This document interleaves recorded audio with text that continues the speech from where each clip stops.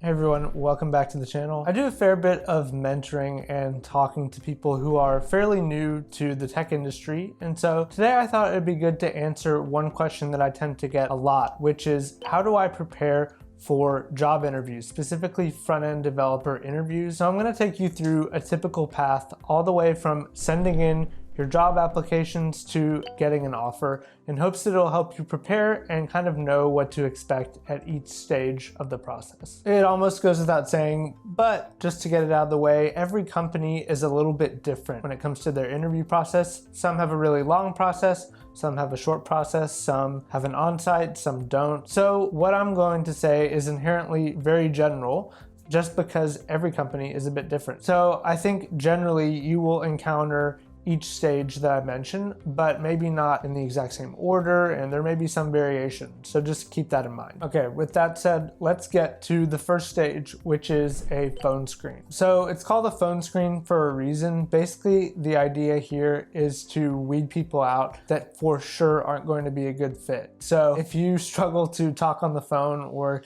carry on a conversation, then you might get weeded out here. So if that's something you need to work on, I would say work on it, because this is going to be mostly verbal, not specifically technical. My experience with this particular stage is that a lot of times you're just trying to feel one another out and figure out if we're even on the same page, right? So a lot of times this will be with recruiters, and the recruiter will ask about your experience with certain technologies. We'll ask, for example, if you're willing to relocate, if you need to do that, if non-remote job. Often at this stage, recruiters will ask about your expectations for salary. And I just put out a video about negotiating salary. Long story short, don't say anything about salary here. It's way, way too early to be discussing salary. So the way that I typically handle that is to say, hey, the way I approach this is that I assume that you're reasonable and that I'm reasonable. And if we decide we want to work together, I'm confident we can come to an agreement that everybody would be happy with. And I basically stole that from Patio 11, Patrick McKenzie, who has a great blog post on negotiating salary. But essentially, you want to wait until they decided they want to hire you before you start discussing salary. So the point is, be on your guard on the technical screen. Don't just blow it off because it's early in the process. There is important information being exchanged. Now, this may be sometimes with someone that's a little bit more technical, like a developer, maybe a hiring manager, but I think generally speaking, this is going to be with someone who's a recruiter or works in HR, but just keep that in mind. Okay, generally speaking, after the phone screen, there is a technical screen as well. Often this will involve either a take-home project or live coding on something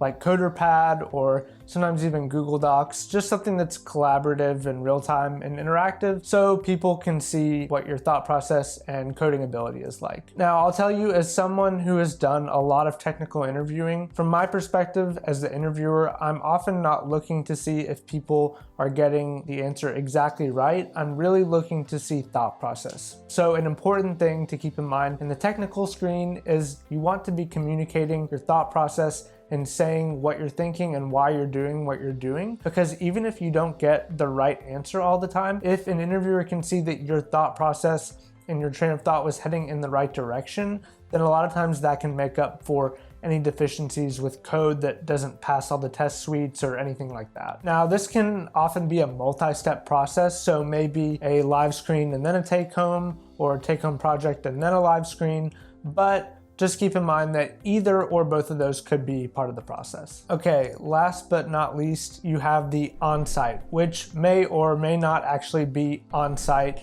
especially now after the pandemic. I think a lot of these have turned into virtual on-sites, and if you're interviewing for a remote job, it may just not even be relevant to call it an on-site. You'd call it more like the final stage, because you're not ever going to be on site if it's a remote job anyway. In my experience, this is a combination of soft skills, personality-based interviewing, and technical screens. Sometimes it can be really, really long too. For example, one company that I interviewed with, their final on-site was a virtual 6-hour series of calls with hiring managers, developers, so there was more technical stuff, but there's also a lot of, like I said, personality-based stuff. So just keep in mind, sometimes this can be a really long process and a really long stage in the process, because this is the last thing often before an offer comes. From a technical perspective, I think a lot of my past videos would be really helpful here. I'll link those below. I've done several videos on real front-end interview questions. A lot of those for me have come during this stage in the process, so that's why I say I think they could be helpful here. In terms of preparing for this stage, I would just say make sure that you know what the expectations are, try and figure out who you're going to be talking to, and just make sure that you do your research and that you come prepared. I think it's worth repeating,